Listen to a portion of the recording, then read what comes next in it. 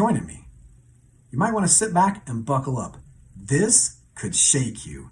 About 3 years ago, God put something on me. He said, "You're doing church wrong." And I was like, "Me?"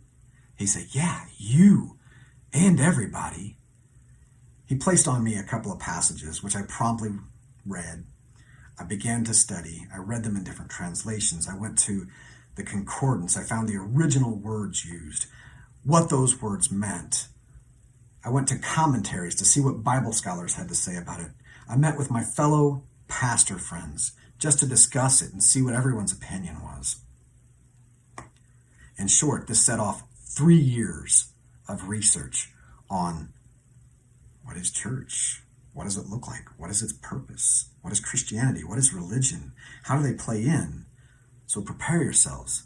We are about to go through 3 years of research. That's impossible. What I've done is I've broken it up. We're going to go through the 3 years, sort of. But we're going to go through it in a series of videos, broken down into small, hopefully manageable portions. Today, I'd like to just start with, what is the church? If you go to the Oxford Dictionary and you look up the word church, it says, a building for public worship. A building for public worship. Fits my original, youngest understanding of the church. You see, I was raised in a Christian home. Every Sunday we went to church. It was a building. We went there. The adults would go in and they would sit down and they would sing 3 to 4 songs. They would take offering. They would have some communion. They would listen to a sermon. We'd go home. We'd have Sunday dinner and go about our lives. As an adult, young adult, I decided to visit a couple of churches, and it seemed that the climate had changed, a different culture. Church was no longer the building that we went to. It was the people who went to that building. So now the church is us. We are the church, and we go to this building, which I don't know what it's called. But we'd go there. And it seemed like everything else was the same. We'd go, sit down, sing 3 to 4 songs,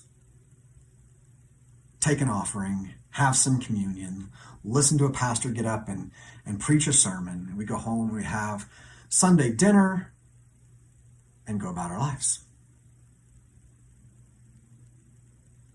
So it seemed like nothing had really changed except maybe a slight change in the definition.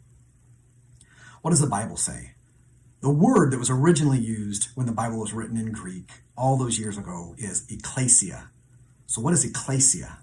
Well, ecclesia was actually a Greek function. If we go to ancient Greece and we were to study what ecclesia was, it was a group, an assembly of free citizens that gathered together as a council to influence their community. It was kind of like a town hall, typically political, but they would get together, free citizens only, and they would sit down and they would discuss, debate, vote on any issue that was going to directly impact their community. The word ecclesia itself is a compound word coming from the word ekex, which means of or from, and kaleo, meaning a calling or the called. So, if we combine the two of those, the apostles most likely meant, when they used the word ecclesia, this gathering of people, these free citizens of the kingdom of God who heard and responded to the calling to come and gather and assemble to impact their community. What did church look like? The original church is described in Acts chapter 2. I'm going to go ahead and read you the description of the original church from Acts in the Passion Translation. They devoted themselves to the apostles' teachings and to fellowship, to breaking bread and to prayer. Everyone was filled with awe at the many wonders and signs performed by the apostles. All the believers were together and had everything in common. They sold their property and possessions to give to anyone who had need. Every day they continued to meet together in the temple courts. They broke bread in their homes. They ate together with glad and sincere hearts, praising God and enjoying the favor of all the people. And the Lord added to their numbers daily those who were being saved. That's impressive. So we look at it. The apostles are like, we're going to assemble those who God has called, those who are responding to the call of God, into this council to impact the communities. They met daily. They didn't go once a week to a big fancy building. As a matter of fact, they didn't own a building. It said they met in the temple courts, which is just a public gathering place.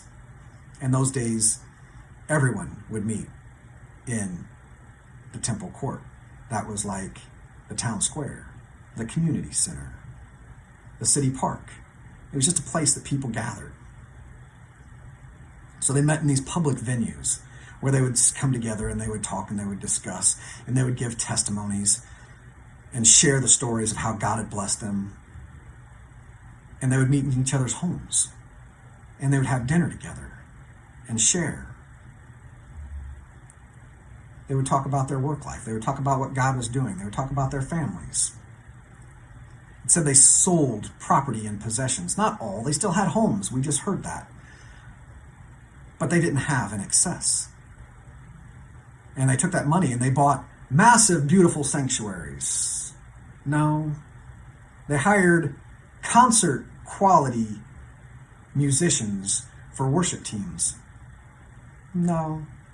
I'm not saying that either of those things are wrong. I love going to a Sunday service and sitting in a nice, comfortable sanctuary and listening and experiencing the worship experience being directed by those amazing groups. It's amazing. It's a spiritual, emotional boost that many of us need to get through the week.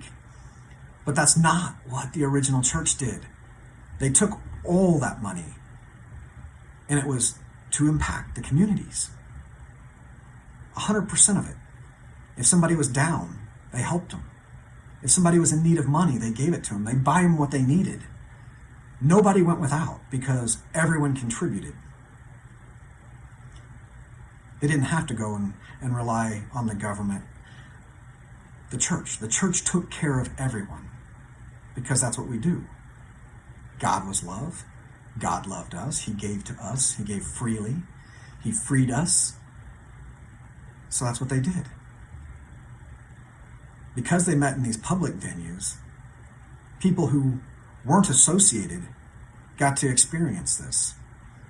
Those who were lost, those who were not free citizens, got to understand what was going on with these free kingdom citizens now. And they became interested and they got involved. And now they were the ones that were being added to those who were saved. They became free citizens of the kingdom of heaven and were now part of the ecclesia. So, if we look at the original definition of church, the original church and what it was there for under the Bible, it is those that God called out of this bondage to sin and religion. He called them out to be free citizens of the kingdom of heaven, the kingdom of God, to gather together, to impact all those around them, to build this community, to impact the community, and add to the kingdom. In short, that's what it is.